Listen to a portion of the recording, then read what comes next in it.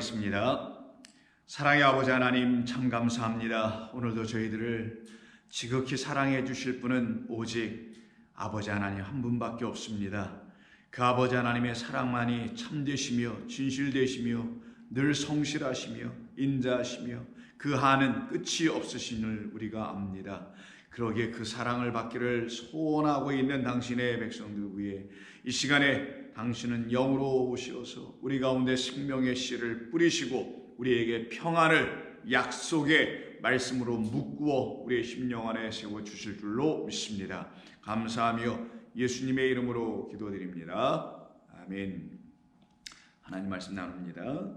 계속해서 마가복음 11장 22절부터 25절입니다. 자, 마가복음 11장 22절부터 25절입니다. 자, 찾으셨으면 함께 읽겠습니다. 예수께서 그들에게 대답하여 이르시되 하나님을 믿으라. 내가 진실로 너희에게 이르노니 누구든지 이 산더러 들리어 바다에 던져지라 하며 그 말하는 것이 이루어질 줄 믿고 마음에 의심하지 아니하면 그대로 되리라.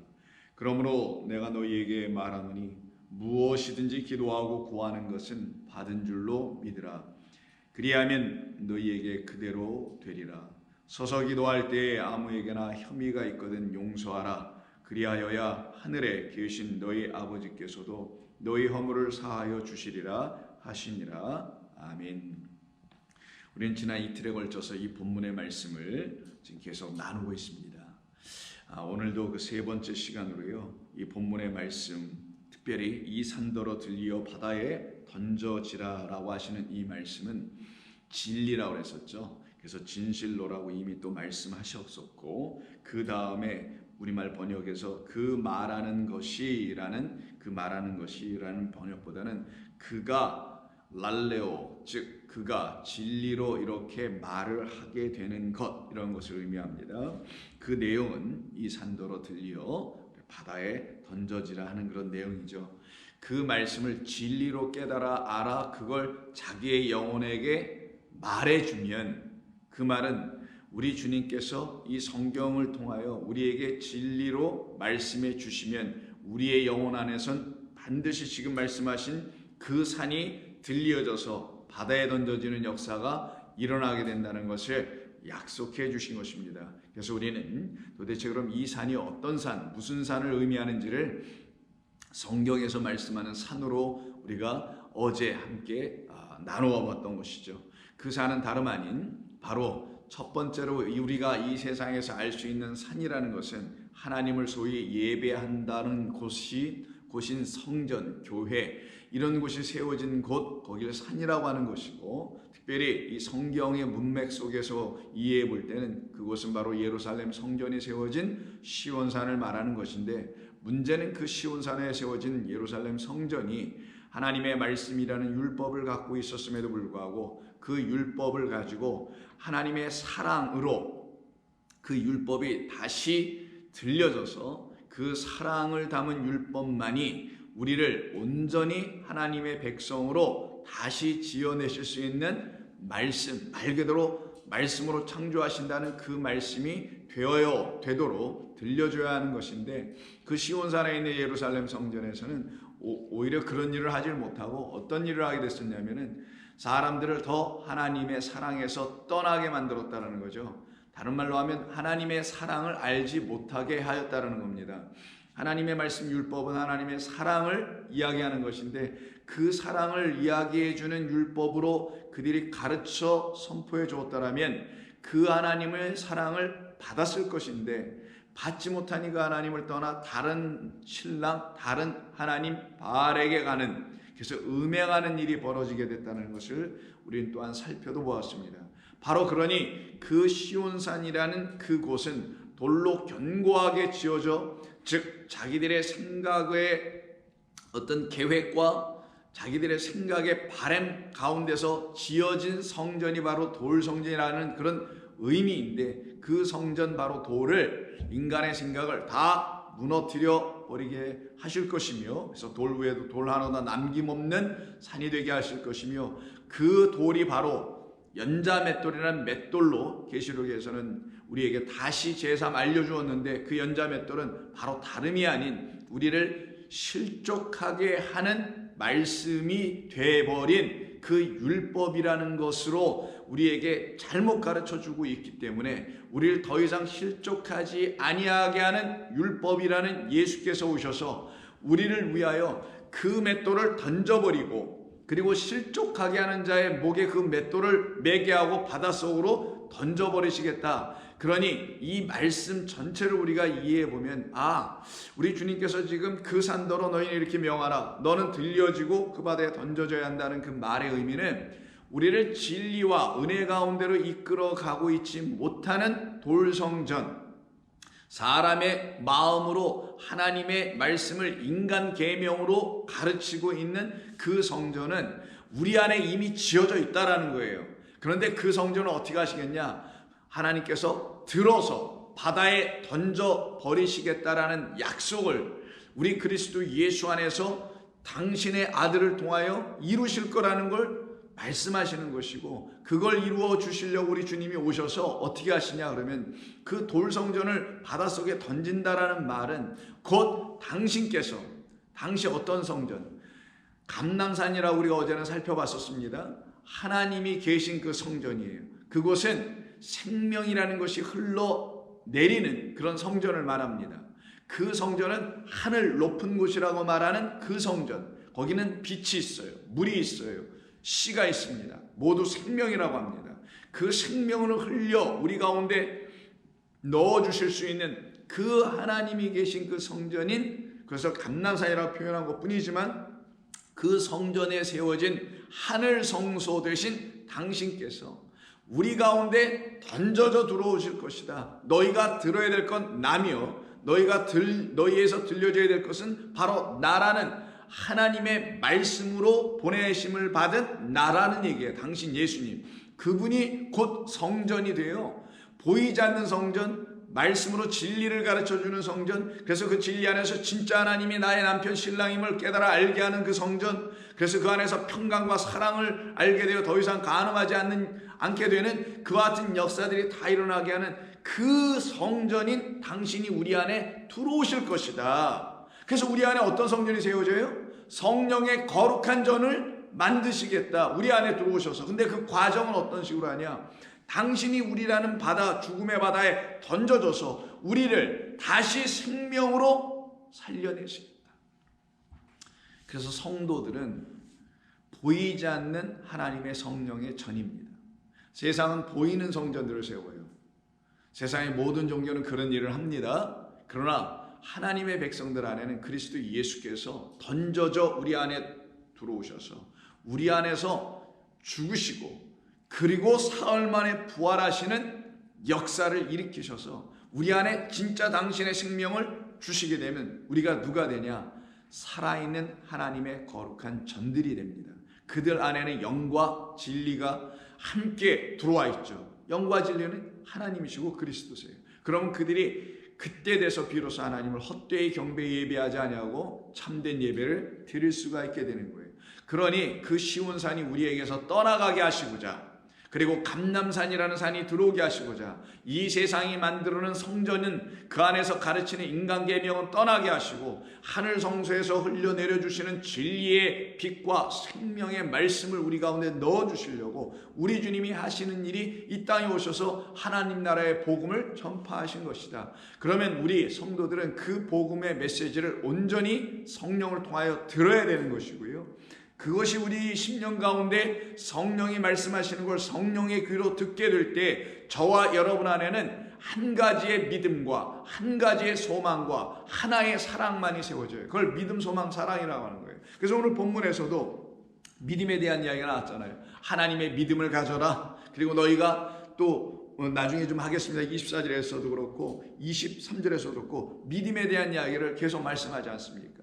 너희가 너희가 진리로 지금 말한 것을 너희가 믿고 그리고 의심하지 아니하면, 이런 말씀이 나오지 않습니까? 그래서 우리를 그 가운데로 인도하시려고 하는 거죠. 그래서 오늘은 우리가 예수님께서 그 산, 우리 주님께서 지금 말씀하신 그 산이 어떤 산인지를 더 구체적으로 알려주시려고, 그리고 그 산들을 통해서 우리 하나님의 뜻을 다 이루어 주시려고, 그리고 어떻게 우리 안에서 이루어지는지를 깨닫게 해주시려고 예수님께서 마태복음 14장에 보시면은 제자들을 예수님이 갑자기 재촉하시면서 그들만 저 건너편으로, 그 갈릴리 호수 저 건너편, 갈릴리 바다라고 합니다. 바다 건너편으로 배를 타고 먼저 가게 하세요. 근데 이렇게 재촉을 하십니다. 그것을 기록한 것이 22절, 14장 22절입니다. 예수께서 즉시 제자들을 재촉하사 자기가 무리를 보내는 동안에 배를 타고 앞서 건너편으로 가게 하시니, 무리를 보내신 후에 기도하러 예수님은 따로 혼자예요. 홀로 산에 올라가시니라 이렇게 기록되어 있어요. 이때 이 산이 그 산이라고 되어 있어요. 그러면 그 산이라고 계속 말하고 있다는 거죠. 어떤 산을 가르쳐 주시려고 자꾸만 그 산이야, 그 산이야. 근데 너희들 알게 될 거야. 그 산이 어떤 산이야 라고 묻는 사람들에겐 도대체 예수님 자꾸만 왜 그 산이라고 그러세요? 우리는 모르는데 왜 당신만 알고 있는 산이 있나 본데, 그럼 그 산이 어느 산이에요? 라고 이렇게 질문하고 묻게 해주시려고 예수님은 계속 어떤 산으로 혼자 또 떠나가십니다. 기도하러 가세요. 근데 여기 기도하러 따로 산에 올라가세요. 그럼 이 산이 어떤 산일까요? 이 산은 아버지가 계신 그 산을 말하는 거예요. 그 산은 이 땅에 있는 산을 말하는 게 아니에요. 보이지 않는 하늘 성소가 있는 그 높은 산을 말하는 겁니다. 그 산에 영적으로 지금 말씀하시는 거예요.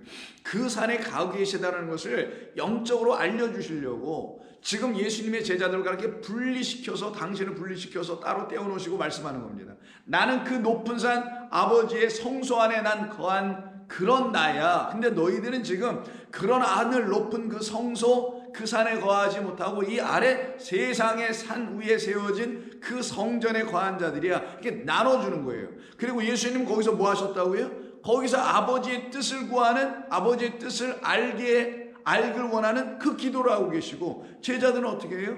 바다를 건너가는데 바람과 폭풍을 만납니다. 이들에겐 기도라는 게 없어요. 이들에게는 어디에 있는 것이냐? 아래 세상에 있다는 걸 의미하고, 이들이 있는 그 성전은 바로 이 세상이라는 성전, 시온산 그 위에 세워진 성전 안에 여전히 머물러 있다는 걸 이렇게 대조하여 설명해 주려고 나누는 겁니다.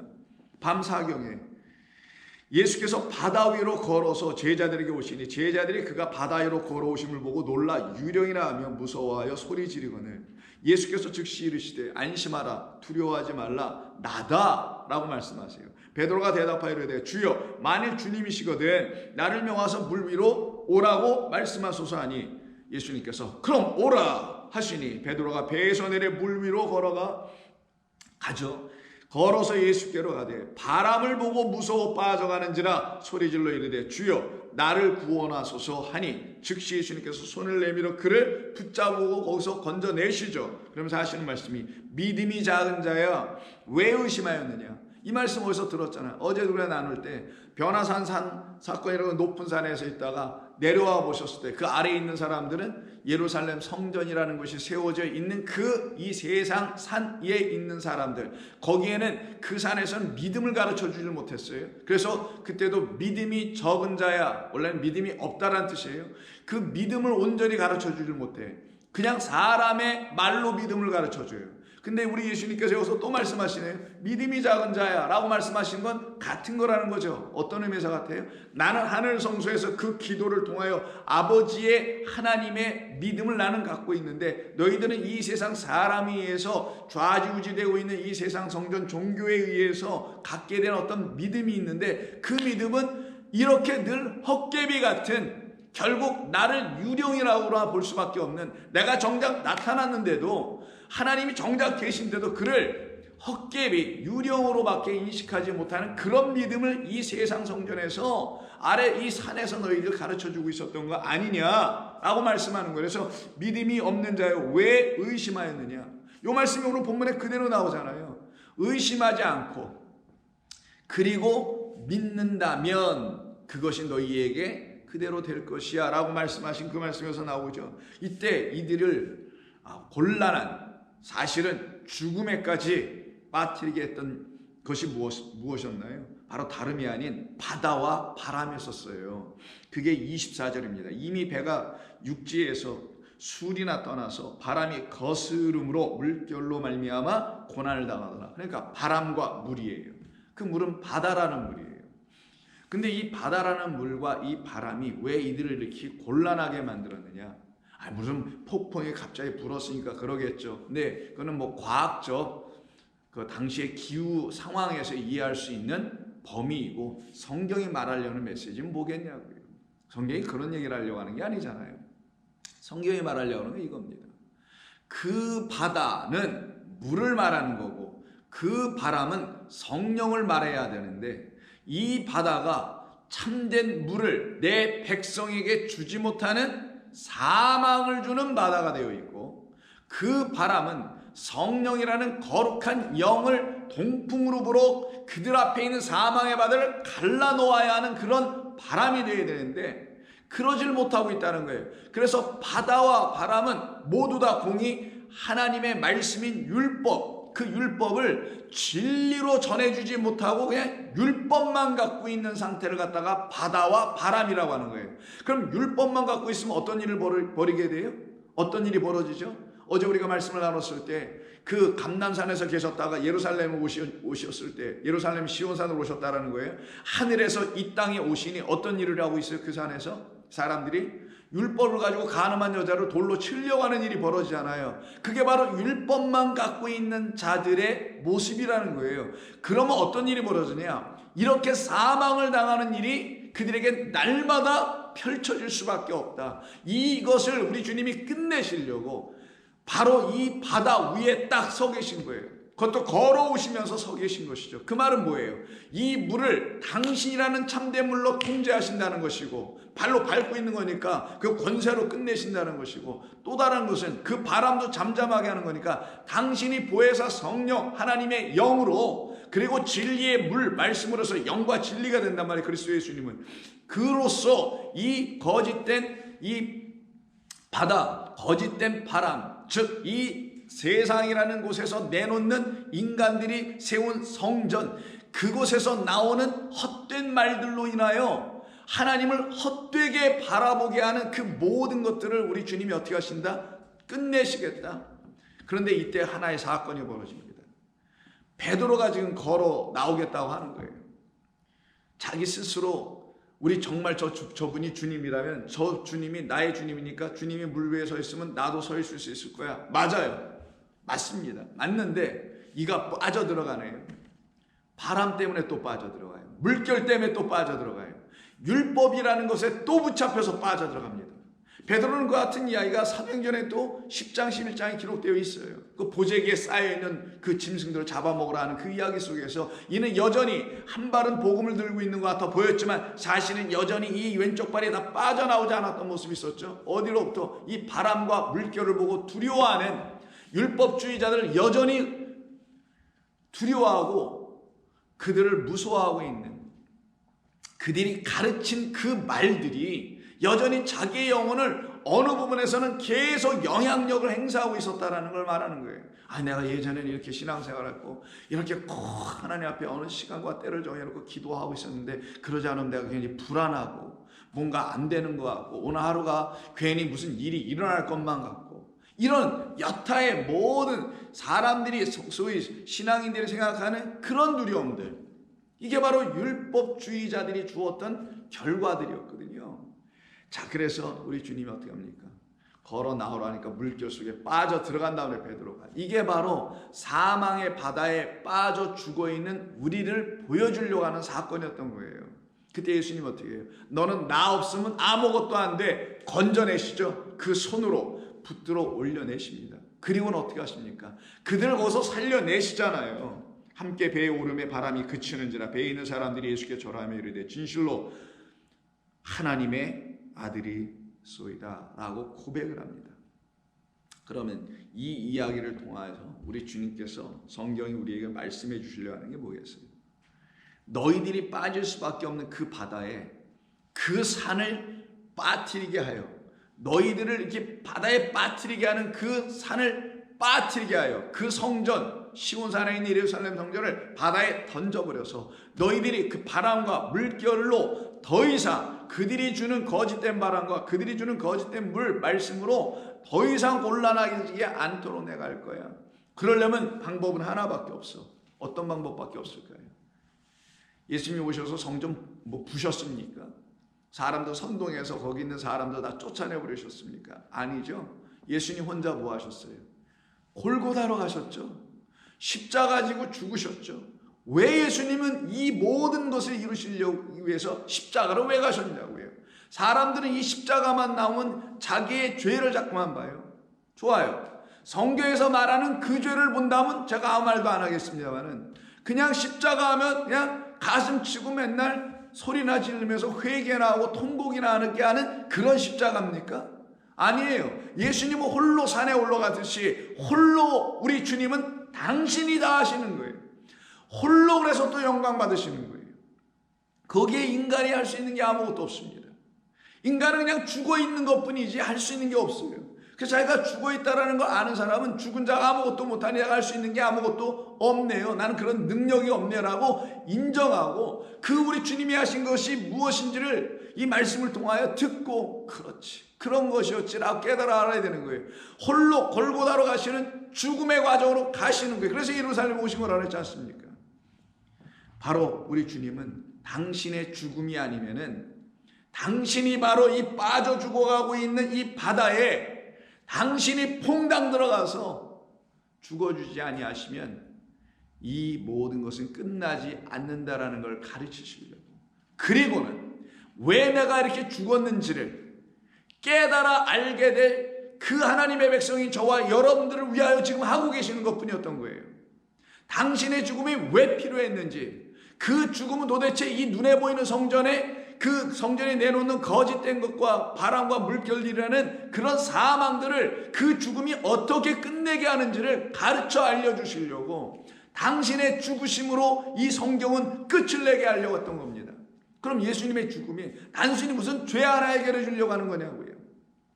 성경이 말하는 그 죄를 해결해 주려고 하는 거죠. 모든 사람이 하나님의 영광에 이르지 못하는 그 죄, 하나님을 떠난 죄, 하나님의 말씀을 인간의 것으로 도용하여 다시 이상하게 가져 권력이나 탐욕이나 능력이나 권세나 가지려고 하는 것, 이런 모든 여타의 죄, 더 깊이 들어가 볼까요? 하나님의 말씀을 여전히 계명으로 보는 자들, 하나님의 말씀을 여전히 율법이나 명령으로만 읽고 있는 자들, 그래서 그 성전에 중심되어 있는 그 사람들을 놓고 바로 다음 장인 15장에서 마태복음 15장에서 뭐라고 합니까?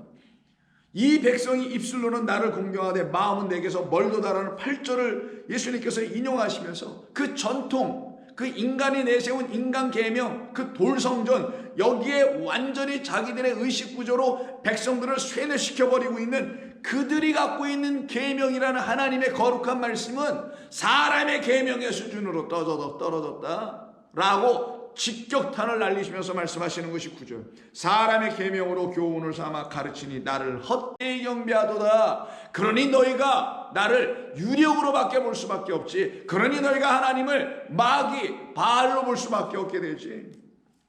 그럼 이 성전, 헛되이 계명을 잘못되이 갖고 이 성전에 오셔서 하실 일이 뭐가 있냐고요.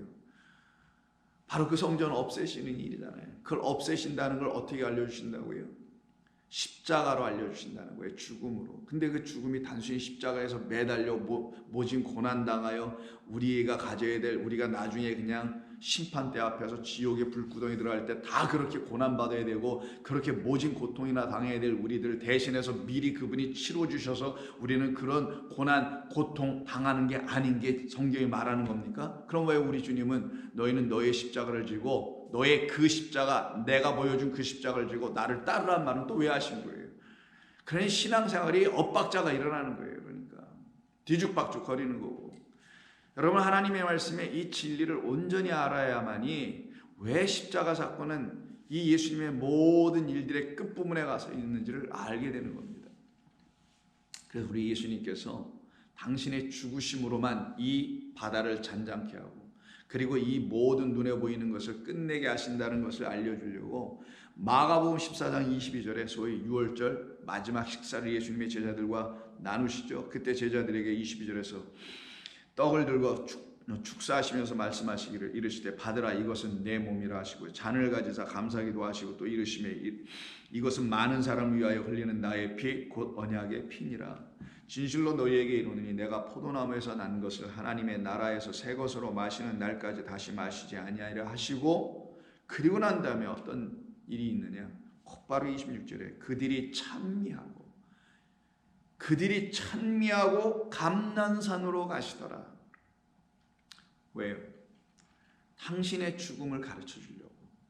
당신의 죽음이 있는 그곳이 골고다 언덕이지만 그 골고다 언덕에 가시기 전에 거기서 내가 왜 십자가에 달려 죽는지를 알려주시는 진짜 산은 감난산이었던 거예요.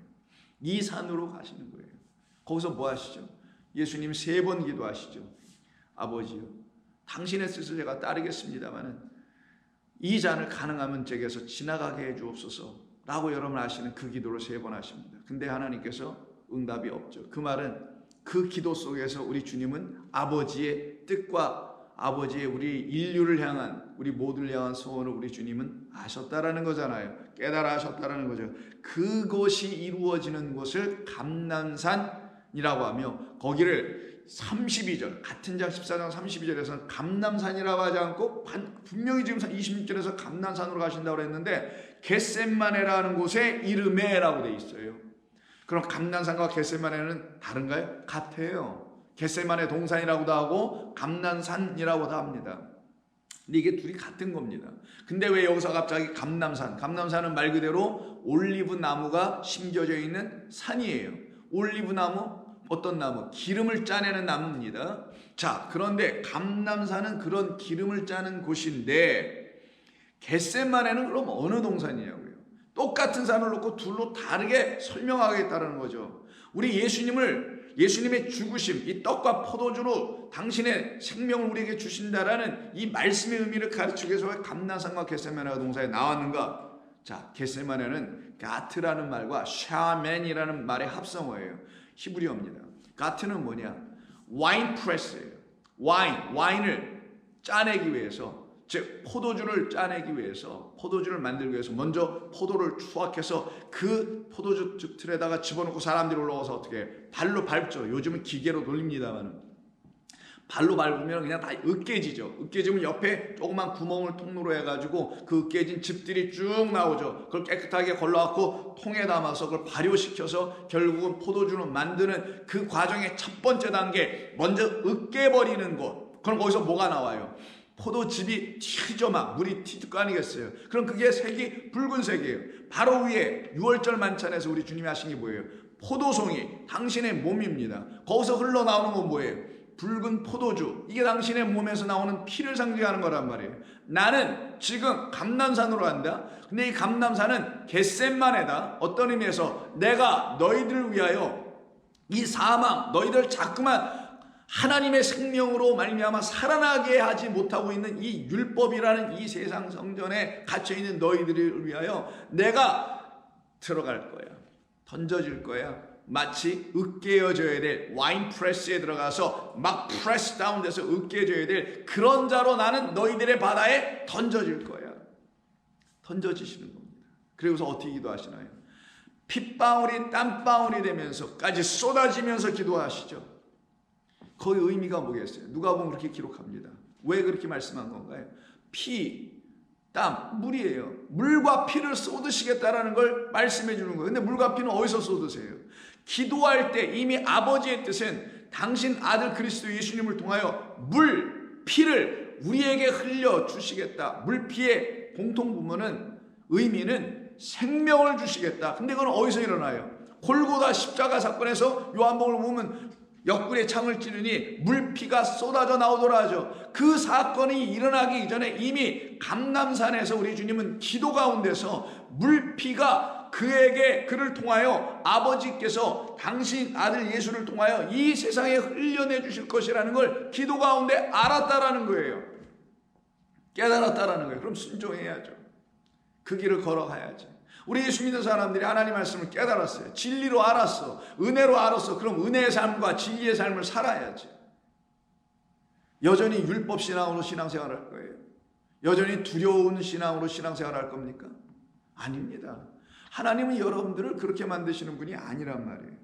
이곳이 바로 겟셋만의 동산이라고도 하는 감람산으로 이 6월절 식사를 마치자마자 가셨다라는 거예요. 왜? 그 산에 있는 그 물피가 흐르는 그 생명이 있는 산이에요. 그래서 거기가 뭐라고요? 그 생명이 있는 산, 거기가 진짜 성전이라는 거예요.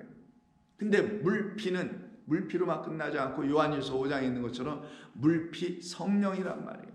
이 셋의 합은 하나, 그 모든 것은 같은 것이다라는 뜻을 우리에게 이미 알려주신 이 일을 통하여 당신께서 우리 안에 진리의 성령으로 들어오실 것을 약속하는 거 아니겠냐고요. 그래 당신이 어떻게 돼야 돼요? 그 산이 돼요. 우리 가운데 들어오셔서 으깨지고 그건 죽으시고, 그리고 어떻게 되세요? 다시 우리를 살려내는 생명의 물, 피, 진짜 생명을 주시는 성령 하나님의 영을 우리에게 부어주실 거 아니겠냐고요. 그래서 요한복음 3장에서 우리 주님이 14절에서 13절에서 이렇게 말하는 거예요. 하늘에서 내려온 자 곧 인자, 나 예수님을 말하죠. 인자 외에는 하늘에 올라간 자가 없느니라. 하늘에서 내려왔다는 이 하늘이 뭐예요? 높은 산, 하나님의 성소가 있는 그 하늘이라는 그 산, 하늘이 가장 높은 산이니까, 높은 것 중에 높은 것만 하늘만큼 높냐 이렇게 말하는 것처럼 하늘이 가장 높은 산이니까. 그러면서 말씀하시기를 모세가 광야에서 뱀을 든 것 같이 인자도 들려야 한다. 그렇죠, 들려야죠. 들려서 온 세상에 보여줘야죠. 그리고는 어디로 들어가요? 그 그리스도 예수를 기다리고 있는 사람들 안으로 던져져 들어가는 거예요. 그래서 그 바다에, 사망의 바다에서 바람과 물결로 지금 죽어가고 있는 나 자신, 여러분 자신에게 우리 주님은 어서 오시옵소서라고 여러분이 환영하라는 뜻인 거예요. 이 모든 것이 그들에게만 영접하는 일이 벌어지고 영접하는 자들만 영생을 얻게 되는 거였어요. 이는 그를 믿는 자마다 영생을 얻게 하려 함이라. 그 영생이라는 하나님의 영원한 생명이 우리에게 이 과정을 통하여 들어오게 하시려고, 주시려고 이렇게 역사하신 것이죠. 그러니 당신이 떡과 포도주로 이 땅에 오셔서 생명을 내어주신다는 것을 알려주시려고 요한복음 6장에서 소위 오병이어의 표적을 일으켜 주시죠. 2절 큰 무리가 따르니 이는 병자들에게 행하시는 표적을 보았기 때문이라. 예수께서 이때에 병자들이 막 나오고 표적을 행하시면 저 같으면 계속 하겠어요. 그냥 완전히 그냥 인기가 하늘을 찌를 것 같은 일인데 거기를 왜 떠나시는지 몰라. 근데 예수님은 또 산에 오르사인데 이 산이 그 산에 오르사예요. 그 산에 오르사 제자들과 함께 거기 앉으시니 그때 마침 명절인 6월절이 가까운지라. 좀 전에 6월절 만찬에 떡과 포도주를 먹죠. 6월절이 가까운지라. 그때 제자들이 빌립이 말하죠. 우리가 어디서 떡을 사서 이 사람들을 먹일 수 있겠습니까? 한 아이가 보니까 보리떡 5개, 물고기 2마리가 있다는 걸 알게 되죠. 그걸로 다 배불리 먹입니다. 사람들이 다 놀랐어요. 배불리 먹고도 12바구니가 남으니까 놀랍니다. 그때 14절에서 그 사람들이 예수께서 행하신 이 표적을 보고 말하되 이는 참으로 세상에 오실 그 선지자라 하더라. 여기까지는 괜찮았어요. 근데 그러므로 예수께서 그들이 와서 자기를 억지로 붙들어 이 표적을 행한 그 사건 때문에 그들이 배불리 먹고 나니 예수님을 억지로 붙들어 임금으로 삼으려 주신 줄 알고서는 예수님은 또 어떻게 하시냐? 다시 혼자 그 산으로 떠나가십니다. 아까 홀로 그 산으로 가시죠. 나눠지고 있으면 계속 보여주는 거예요. 당신 하나만 은혜와 진리고 나머지는 전부 다 뭐냐? 그렇지 않은 상태에 있는 당신만 그 하늘에서 오신 분이고 그 높은 산에서 오신 빛이고 은혜요 진리인데 그렇지 못한 이 세상 성전에 있는 사람들 놓고 보여주시는 것이죠.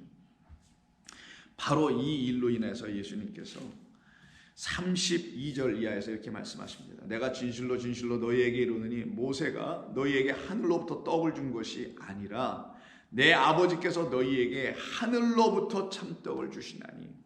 다시 하늘 나옵니다. 하나님의 떡은 하늘에서 내린다고 되어 있어요. 여러분, 하늘에서 만나가 내렸어요. 모세 시대 때는. 근데 하늘에서 떡이 내리나요? 그때 그 하늘은 어느 하늘이 돼야 되냐고요.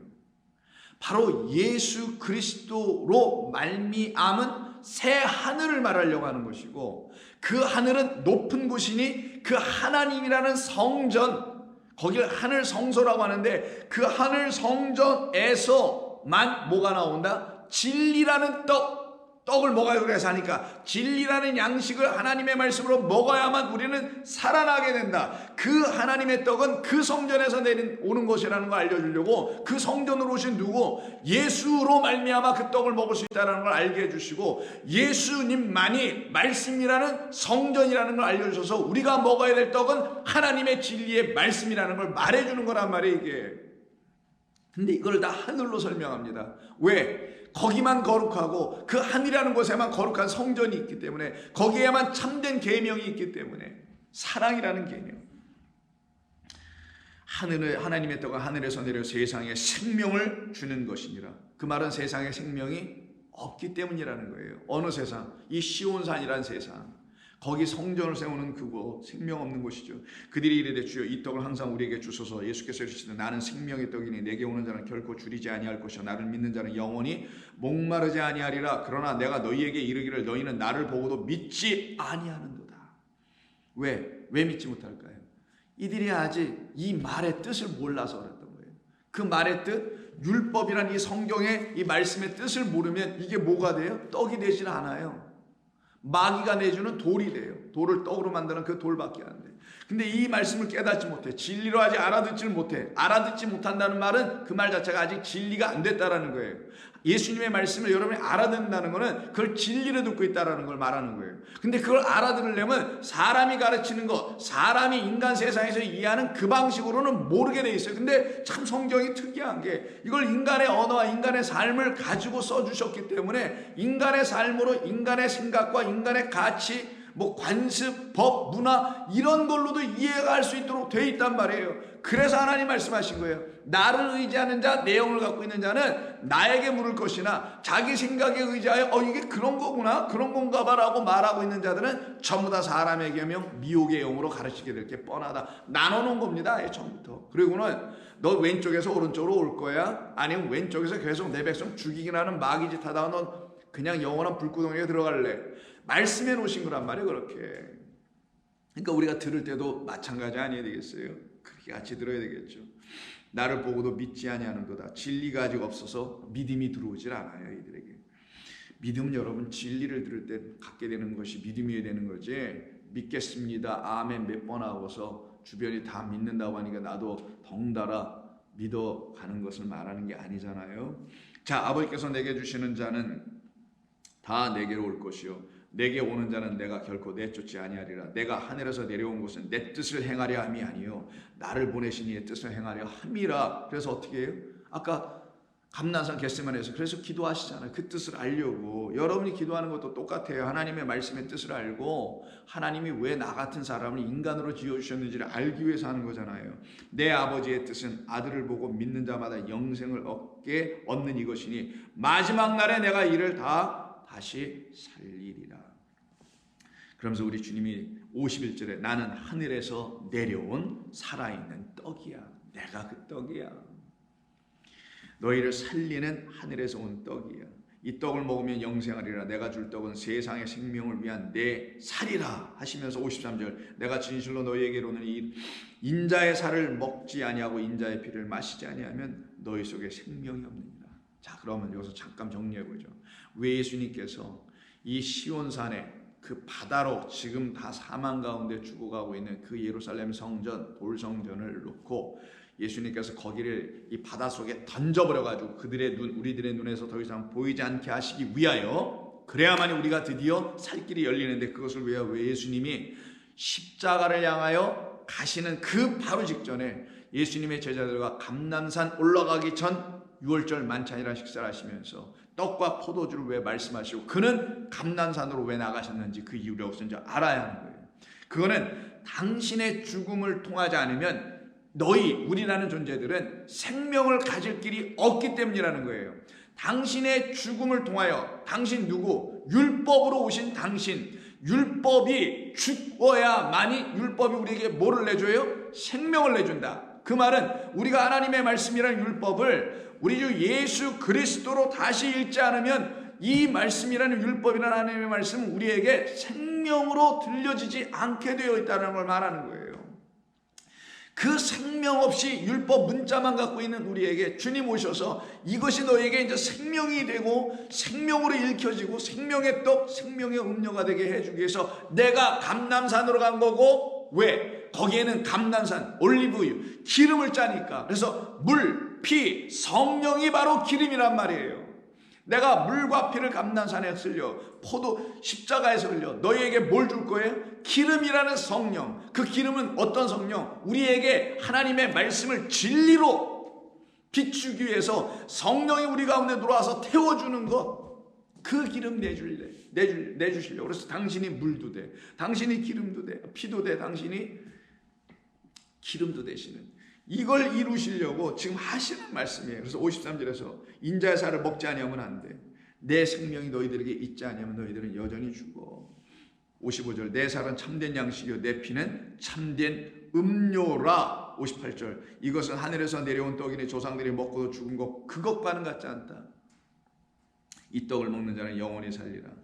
그 영원히 살리는 것이 떡이라고 하고 음료로 가잖아요. 계속 지금 오병이어의 기적이니까. 그래서 떡이며 그 음료인 당신의 피를 통하여 우리에게 정말 주시려고 하는 것이 무엇이었냐는 것이 진짜 질문이어야 되죠.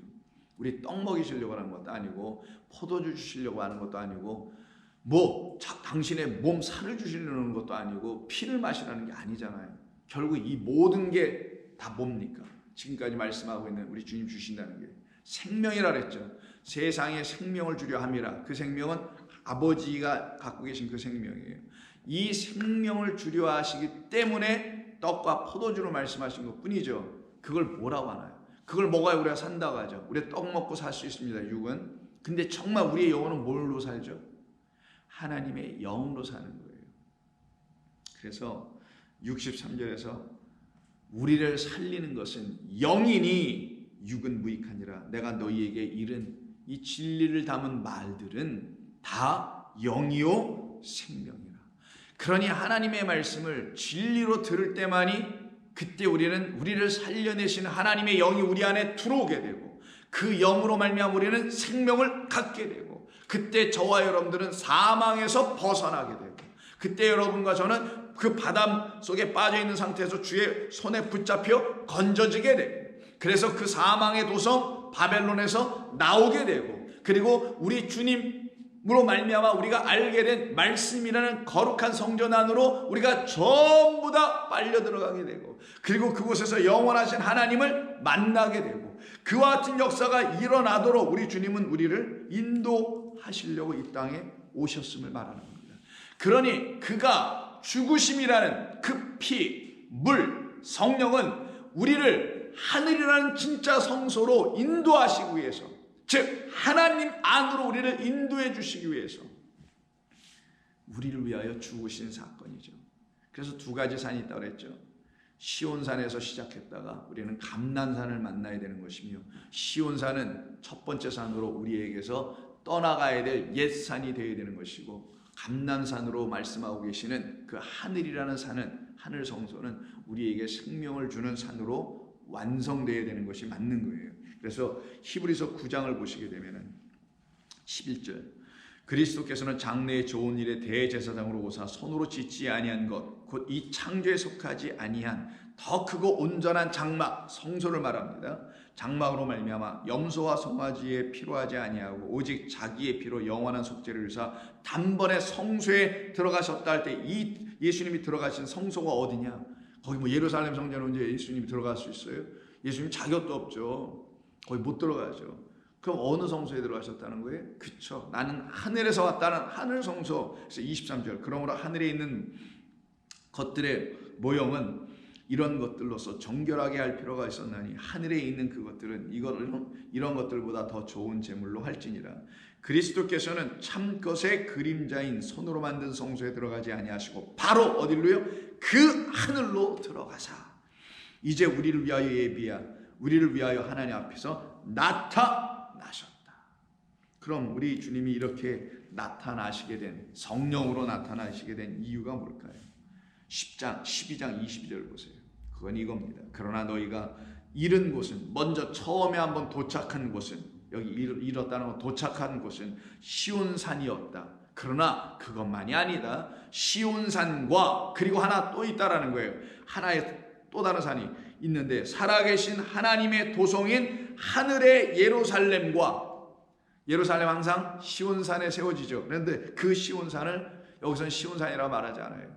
눈에 보이는 시온산에서 시작하여, 이 땅에서 시작하여 하나님이 살아계신 하나님이 계신 하늘의 도성인 그 보이지 않는 성 예수 그리스도로 말미암아 우리에게 알려주신 그 산, 거룩한 산, 그곳에 있는 하늘의 예루살렘과 천만 천사와 하늘에 기록된 장자들의 모임과 교회와 만민의 심판자이신 하나님과 및 온전하게 된 의인의 영들과 새 언약의 중보자이신 예수와 및 아벨의 피보다 더 나은 것을 말하는 뿌린 피니라.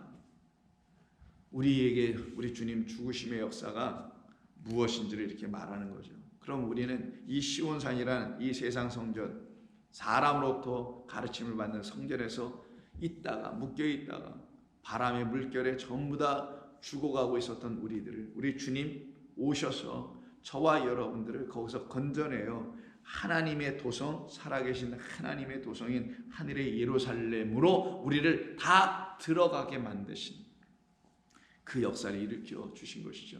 그 일을 위해서 우리 주님이 이 땅에 어린 양으로 오신 것입니다. 이거는 여러분과 저의 죄 몇 가지를 해결해 주는 건 근본적으로 차원이 다른 거예요.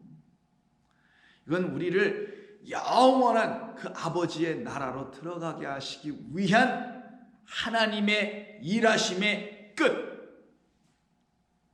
완성을 말하는 겁니다. 그러니 저와 여러분이 그 산더러 들려서 바다에 던져지라는 첫 번째 사건이 일어나야 되고, 또 그 산인 그리스도 예수는 우리 안에 들어오셔서 세례 받으시고 죽으시고 우리도 그와 연합하여 세례 받고 함께 죽고 함께 부활하여 살아난 사람들이 되게 하시겠다. 이미 영적으로 여러분이 지금 육으로 살아가고 있는 이 인생 속에서 이루어 주실 것이라고 말씀하신 거고, 여러분에게 주어진 거란 말이지. 되어진 거죠. 이들을 놓고 요한계시록 14장 1절에서 그들은 전부 다 바로 그 산에 다 거하여 그 산에 서 있을 것이라고 하죠. 또 내가 보니 보라, 어린 양이 시온산에 서 있고, 어린 양이 무슨 이 세상에 시온산에 서 있나요? 아니, 좀 전에 히브리서 10장에서 읽었던 그 살아계신 하나님의 도성이 있는 그 하늘 예루살렘, 거기 그 시온산에, 그 약속의 진짜 시온산에 어린 양이 서 있고 그와 함께 14만 4천이 서 있는데, 구원받은 성도들도 그 산에 전부 다 서 있는 거예요. 그들의 이마에는 어린 양의 이름과 그 아버지의 이름이 쓴 것이 있더라. 그들의 마음, 영혼 안에 하나님의 이름이니까 말씀, 그리스도의 이름이니까 말씀이 전부 다 기록이 되어 있어요. 그래서 여러분들이 하나님의 말씀이 기록된 말씀들이니 생명책이 될 수밖에 없죠. 생명을 가진 하나님의 백성들이 되었죠. 이들은 검고를 타고 있네요. 노래를 하네요. 3절 그들이 보좌 앞과 네 생물과 장로들 앞에서 새 노래를 부르니 땅에서 속량함을 받은 14만 4천 외에는 밖에는 능히 이 노래를 배울 자가 없다. 이 사람들은 여자와 더불어 더럽히지 아니하고 순결한 자라, 어린 양이 어디로 인도하든지 따라가는 자며 사람 가운데서 속량함을 받아 처음 익은 열매. 자, 이게 무화과예요. 처음 익은 열매 무화과로 하나님과 어린 양에게 속한 자들이라. 바로 이것이 우리 주님께서 이 땅에 오신 이유였으며, 그렇게 오신 우리 주님께서 23절에서 이 산더러 너희들은 명하여 말하기를 다음과 같은 진리를 말할 수 있어야 한다. 무엇? 너는 들리어 바다에 던져져라. 그리고 그 일은 다 우리 하나님과 그 어린 양 예수께서 이루실 것을 의심하지 않고 너희 안에서 이루실 것을 너희는 믿어라. 이런 말씀을 하시죠. 그러면 그것은, 그 약속의 모든 언약은 너희의 것이 될 거야. 너희에게 이루어질 거야. 나타나게 될 거야. 그런데 이제 그 다음 24절에서 그러므로 내가 너희에게 말하노니 무엇이든지 기도하고 구하는 것은 받은 줄로 믿으라. 그리하면 너희에게 그대로 되리라. 또 한 번 어려운 그 본문이 나왔어요. 왜 제가 이 말을 이 24절을 어렵다고 하냐면 이 말씀 때문에 믿음의 백성들, 성도들이 이 말로 어려워져 있기 때문입니다. 이 말도 똑같지 않습니까? 마치 무엇인지 기도하고 구하는 것은 다 받은 줄로 알라고 하니 그냥 기도하고 난 다음에 다 이루실 거야 라고 생각하게 하잖아요. 근데 그때 기도한다는 그 기도가 사람들이 일반적으로 비는 그 기도들 아니냐고요. 그런 기도들을 하라고 말씀하신 거겠어요? 지금까지 쭉 들어보시면은. 그리고 그런 걸 구하라고 하신 거겠어요? 그러면 그런 거 다 이미 받은 줄 마음으로 믿어버려. 믿어야 된다니까. 믿으면 이루어진다니까. 그래서 자기가 기도한 걸 그냥 다 믿어버려. 이미 진 것이라고. 그리고는 그냥 그렇게 살아가. 그럼 어느 날 또 다 이루어졌다고 또 말을 해. 그리하면 너희에게 그대로 되리라고 이렇게 되어 있으니까요. 여기에 있는 이 말씀은 우리가 좀 생각해 봐야 됩니다. 물론 번역상에서도 문제가 있지만 그냥 놓고도 한번 생각을 해보자고요. 어떤 것을. 여기 이런 말로 되어 있어요. 무엇이든지 기도하고 구하는 것은 받은 줄로 알라. 여러분, 기도하고 구하는 거 왜 이렇게 두 번이나 쓰죠? 이렇게 쓰면은 오히려 더 그렇게 잘못 이해하고 있는 사람들에게 맞지 않아요? 기도한 것은, 무엇이든지 기도한 것은 받은 줄로 믿으라. 이렇게만 말해도 충분해요. 혹은 무엇인지 구한 것은 받은 줄로 믿으라 라고만 해도 충분한데 왜 여기 기도하고 구하는 것은 받은 줄로 믿으라고 두 번씩이나 썼냐고요. 그러니까 좀 이상한다고 생각을 해야지. 정말 구하는 거 다 주신다고 한다면 구한다는 거 한 번으로 말씀하셔도 되고 기도한다 한 번으로 말씀하셔도 되죠. 왜? 그렇게 무조건 자기의 어떤 소원을 구하고 자기의 삶의 문제를 구하고 기도하면 다 이루어 주신다고 그렇게 믿도록 가르쳐서 그런 믿음을 갖고 있는 어떤 사람들에게는 굳이 기도하고 구하는 걸 두 번씩이나 반복해서 가질 필요는 없잖아요. 기도 자체가 그분들에게 구하는 것이 그분들에게 기도여서 기도와 구하는 게 서로 다르지가 않은데 그런데도 불구하고 이렇게 두 번을 썼다는 건 기도하고 구하는 게 서로 차원이 다르기 때문에 예수님께서 말씀하신 것 아니겠어요? 그리고 또 하나는 이제 지금부터 좀 번역상의 문제를 얘기할게요. 무엇인지 기도하고 구하는 것은 받은 줄로 믿으라 할 때 주어는 뭐예요, 그러면? 무엇인지 기도하고 구한 것, 기도한 것, 구한 것 이것이 주어가 돼 있죠. 근데 본문은 그렇게 돼 있지 않아요, 또. 그래서 이걸 어쩌노 또 여러분과 함께 이걸 씨름을 해야 합니다. 잠깐 인내하시고 쓰시든지 한번 해보세요. 여기서 그러므로라는 말은 없어요. 그러면 헬라어 가르를 써야 되는데 그런 말이 없고 디아 투토라는 말이 있어요. 그거는 이와 같은 것 때문에 내가 지금까지 이렇게 말한 것 때문에 23절 때문이라는 거예요.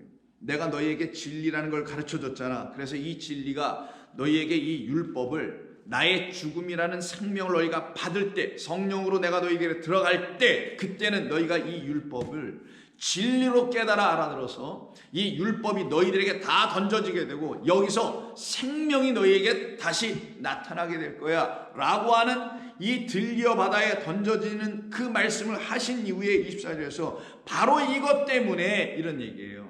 바로 이런 일로 인하여 나는 너희에게 말한다 이런 얘기입니다. 바로 이거에 근거하여 나는 너희에게 말한다. 무엇을? 다음에 두 개의 말 기도하고 구한다라는 말이 있어요. 이 말은 현재형으로 써 있습니다. 현재형으로 하니까 이렇게 번역을 해야 돼. 구하는 것은 이렇게 놓으면 안 되고 너희들은 무엇이든지 어떤 것을 무엇이든지가 아니고 어떤 것을 무엇을 너희는 기도하고 근데 현재니까 지금 기도하고 한번 일단 해보죠. 그리고 지금 구하고 이런 말이에요. 본래의 뜻은. 근데 이게 현재형이라고 했잖아요. 현재형은 지금이라는 의미가 사실은 아니에요. 헬라에서 현재형은 항상이라는 의미가 있어요. 매 순간, 매일매일. 여러분 예를 들어서 여러분 아침에 일어나시면은 하시는 일들이 있죠. 그 루틴한 일이라고 합니다. 매일매일 하는 일. 일어나서 뭐 화장실도 가시고 물도 마시고 아침 식사 뭐 세수할 이런 등등이 있잖아요. 이거 안 하지 않잖아요. 늘 매일 똑같이 하죠. 자, 예를 들어 아침, 점심, 저녁 이렇게 드시죠. 매일매일 하루에 3번씩 하시는 일이기도 하잖아요. 이런 것을 영어로 표현할 때도 현재를 쓰게 됐어요. 현재형을. 그거는 지금 하고 있다라는 게 아니라 이건 항상 한다라는 의미예요. 헬라어도 똑같아요. 여기 현재어로 썼다라는 것은 문맥에 맞지 않게 현재어로 쓰셨어요. 근데 이렇게 말씀하시는 것은 너희는 항상 기도한다 이런 말이에요. 그리고 너희는 항상 구한다. 근데 항상이라는 말은 뭐예요? 날마다 해야 하는 것들이죠. 보니까 식사하는 거 하루라도 걸르면 배고파서 힘들어지고 안 돼요. 그러니까 항상이란 말은 반드시 해야 된다는 것과 같은 의미가 있는 거예요. 그래서 여기는 어떻게 번역해야 되냐면 너희는 그 모든 것을, 무엇이 아니라 그 모든 그 무엇을, 이런 말이에요. 무엇도 있고 모든도 있어요. 그래서 그 모든 무엇을 반드시 기도하고, 그리고 그 모든 것을 기도한 다음에 끝나는 게 아니고 구하라라고 돼요. 항상 구하라, 항상 구한다예요. 항상 반드시 구하라, 구한다. 구하라 명령이 아니라 구한다. 구하여야 한다. 아이템으로 썼습니까? 반드시 너희들은 그걸 구하여야 한다. 그러면 왜 2번을 마치 기도를 2번 하라는 것처럼 느껴지는 기도하고 구하는 걸 따로따로 쓰셨을까? 자, 먼저 기도는 뭐라 그랬죠? 항상 합니다. 왜 항상 해요? 반드시 왜 해야 돼요? 또 동시에 하나님의 뜻을 알기 위해서 하는 거예요. 우리 주님 기도하시잖아요. 감난산에서, 겟세마네에서 하나님의 뜻, 당신의 뜻이거든 제가 따르겠습니다. 내 뜻으로 마시옵고 당신의 뜻이에요. 하나님의 뜻을 아는 것, 알기 위해서 하는 것을 기도라고 그래요. 근데 하나님의 뜻은 매 순간 알아야 되고 매일 알아야 되고 매번 알아야 되는 거거든요. 반드시 알아야 되고, 반드시 알지 못하면 내 뜻대로 살기 때문에 큰일 나는 거고. 그래서 반드시 기도하고 항상 기도하여 그 아버지의 뜻을 알게 되면 그 뜻을 가지고 뭐 하라고요? 아버지가 내게 원하시는 것은, 하나님께서 내게 바라시는 것은, 말씀이 내게 가르치시는 것은 이런 걸 아이테오, 이게 진짜 구하는 거예요. 구하라 그러면 주실 것이요. 그때 쓰는 말이에요. 그러면 나로 하여금 이런 걸 구하라고 하는 거였구나 라고 알게 되어서 그걸 반드시 구하게 돼 있고 항상 구하게 돼 있고 날마다 구하게 돼 있고 죽을 때까지 구하는 거예요. 이걸 말씀하신 거예요. 너희는 이것 때문에, 이제는 내가 말한 이 진리 때문에, 그 산 너로 바다에 던져진다는 이 말에 담는 그 진리 때문에 너는 그럼 이 진리가 뭐예요? 무슨 뜻이에요? 라고 아버지께 항상 구하고 항상 기도하여 그 뜻을 알아서 그 뜻을 가지고 이제는 알았습니다. 하나님, 그럼 저에게 이런 걸 주세요. 내가 아버지의 뜻을 알았네요. 이 잔을 마셔야 되는 거예요. 그럼 그 잔 주세요. 그 십자가 져야 되는 거예요. 그 십자가 주세요. 그 사랑해야 되는 거예요. 그 사랑 주세요. 이해하셨어요, 여러분? 이게 진짜 구하는 거예요. 그래서 기도하고 구하는 게 나오는 거예요. 너희는 항상 기도해야만 한다. 그리고 항상 그 기도에서 알게 된 하나님의 뜻을 어떻게 돼요? 이제는 그 뜻이 뭔지 알았으니 아버지, 나 사랑하게 해주세요. 나 기도하게 해주세요. 나 말씀 전하게 해주세요. 이렇게 너희들은 구하라. 내 안에 거짓된 성전이 아직 있어요. 당신이라는 그 성전이 내 안에 말씀으로 들어와 주세요. 이렇게 구하는 거 뭘 알아요 구하지. 그 다음에 뭐가 되냐? 갑자기 명령문으로 바뀝니다. 피스티오, 믿어라. 너희들은 믿어라. 무엇을? 너희들은 이미 과거형으로 썼어요. 받은 줄로 믿어라. 왜? 믿었으니까. 또한 믿기 전에 뭐 어떤 것을 했어요? 기도했으니까. 기도했다는 거 뭐? 그 뜻을 알았으니까. 그 뜻을 알아서 그 뜻이 말하려고 하는, 우리에게 요구하고 있는 그 아버지의 마음, 그것을 알았으니 그걸 구하기 시작해요. 그랬으니 어떻게 되겠어요? 이미 우리 안에 진리가 들어와 있지. 그리고 그 뜻을 따라 살아가고 있지. 그러니 너희는 이미 받은 줄로 믿어라. 이 말씀을 하시는 거예요. 그러면 어떤 일이 있어요? 똑같이 24절 끝에 그대로 되리라는 말과 똑같은 게 있는데 여기는 너희에게라는 게 하나 더 붙여 있는 거예요. 너희에게 그대로 되리라고 그냥 번역을 했지만, 그것은 내가 구하여 내가 기도하여 구한 그것은 이제 너의 소유가 될 거야. 너희 것이 될 거야. 이런 말씀을 하시는 거예요. 그러면 이 너희 것이 될 거야, 이 우리의 것이 되게 해주시기 위해서 우리 주님이 어떻게 하신다고요? 너희는 그 아버지의 뜻을 구해야지. 그 기도는 하늘의 뜻을 구하는 거지. 그래서 마태복음 6장 주님 우리에게 기도 좀 가르쳐 주세요 할 때 우리 예수님께서 이렇게 하시죠. 9절 그러므로 너희는 이렇게 기도하라. 어떻게? 하늘에 계신 우리 아버지의 이름이 거룩히 여김을 받으시려면 나라가 임하시며 뜻이 하늘에서 이루어진 것 같이 땅에서도 이루어지길 원합니다라고 너희들 기도하라. 그래서 기도하면 뜻을 알게 되고 뜻 안에 담아놓으신 우리가 구해야 될 진짜 내용이 뭔지를 알게 되고 그걸 갖고 구하면 이미 내 안에 그것은 다 들어와 있게 하나님이 성령을 통하여 역사해 주신다는 것을 너는 믿으라. 그러면 그것은 바로 너의 것이 될 거예요. 그럼 우리가 가져야 될 게 있다는 거죠. 성도가. 그게 진짜 아버지의 뜻과 마음과 그 안에 담아놓으신 실제적인 내용인 의의 말씀, 진리의 말씀. 이 모든 것은 다 뭐에 하나로 말하면 믿음, 소망, 사랑. 그 중에 제일은 사랑이라. 근데 이 하나님의 말씀이 저와 여러분에게 하나님의 놀라운 감당할 수 없는 사랑으로 느껴지지가 않으면 그 산을 옮길 만한 능력과 믿음이 내게 있다 할지라도 사랑이 없으면 헛되도다라는 여러분 잘 아시는 고린도서 13장 2절의 말씀으로 또 떨어져 버리게 되는 거예요. 그러니 우리 주님께서 우리에게 이렇게 말씀해 주실 때 우리는 드디어 알게 되죠. 그럼 그 뜻을 구하는 그 기도를 항상 해야지. 왜? 이 진리를 알려주셨는데 이 진리가 내 안에서 이제는 알아들려지는 아버지의 뜻으로 바뀌어 들어와야 될 거 아니겠어요? 율법에서 진리로, 진리에서 아버지의 뜻으로, 아버지의 뜻이 이제 내게 삶으로 다 나타나야죠. 이걸 갖다가 구하라까지 가게 되는 거예요. 그럼 그것은 너희의 것이 될 것이다. 그럼 그렇게 된 사람들은 이제 어떻게 하겠어요?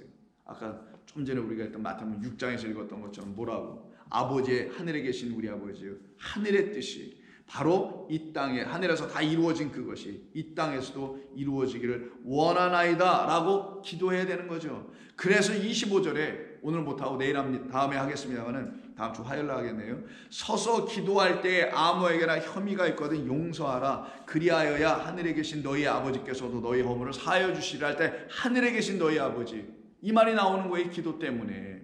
근데 여기 좀 이상하죠. 서서 기도할 때 아무에게나 혐의가 있는 걸 알게 되거나 또 서서 기도해야 되는 거예요. 여기도 좀 이상하죠. 오히려 서서 넌 바리새인들처럼 그렇게 기도하지 말라고 하시는데 골방에 들어가서 기도하라고 하셨는데 여기서 봤더니 왜 서서 기도할 때예요? 그러니까 이 말의 뜻이 또 무엇인지 우리는 또 살펴봐야 되겠죠. 하나님은 우리에게 당신의 아들을 보내주시면서까지 우리를 당신이 얼마나 사랑하고 계신지를 알게 해주시는 겁니다. 그것을 모르고 살고 있는 우리를 바다에 빠진 상태라고 하며 다른 말로 하면 그 바다라는 사망을 주고 있는 그 돌성전 안에 빠져있는 우리라고 하는 거예요. 근데 그 성전에 빠져있는 우리까지 포함하여 우리의 옛사람들을 포함하여 그 성전을 어떻게 하라고요? 바다에 던져버려요. 맷돌 던지듯이. 그리고 당신이 새 성전으로 우리에게 오시는 거예요. 오셔서 우리 안에 하나님의 거룩한 말씀을 지어 주실 때 그 말씀이 무슨 뜻이지요? 그 진리가 무엇이죠? 라고 우리는 어떻게 해야 된다고요? 기도한다. 항상 그걸 깨달은 사람들은 그때부터 기도하기 시작한다. 나는 기도하지 않으면 안 되는 거구나. 어떤 기도? 그 아버지 하나님의 마음과 뜻을 알기 위해서 골방에 들어가서 하는 기도. 아버지하고만 대면하는 그 기도. 그래서 기도와 말씀은 불가분의 관계예요. 우리가 하나님의 말씀을 듣는다는 것은 하나님께서 우리에게 당신의 뜻을 알려주는 거죠. 그걸 하나님께서 우리를 향해서 기도하신다고 하는 거고 우리가 그 뜻을 알길 원해서 또 하나님 앞에 기도한다는 것은 그 말씀을 알기 위해서 기도하는 것과 똑같은 거예요. 이게 불가분의 관계입니다. 그게 기도이고 또 말씀인 거예요. 속되게 세상의 것이나 기도하는 그 옛성전, 돌성전, 인간 계명이 가르쳐준 그래서 그걸 빌게하고 빈자들에게 이렇게 뭘 나누어줘서 그걸 복이라고 해서 나누어줘서 하나님 그렇게 다 복 줄 겁니다 해서 매매하고 장사하는 장사의 집으로 만들어지는 그곳에서 우리도 한때 다 죽어 있다가 팔려가고 있다가 그리스도 예수로 말미암아 그가 당신의 죽음 핏값으로 우리를 다 다시 속량하여 내셨음이 감사이고 영광인 것입니다. 그 같은 삶이 저와 여러분에게 흘러넘치기를 주의 이름으로 부탁합니다. 기도하겠습니다. 하나님 고맙습니다. 저희들에게 주신 이 귀한 말씀이 헛되지 아니하고 참된 생명의 말씀이 되어 들려지게 하실 줄로 믿습니다. 감사하며 예수님의 이름으로 기도드립니다. 아멘.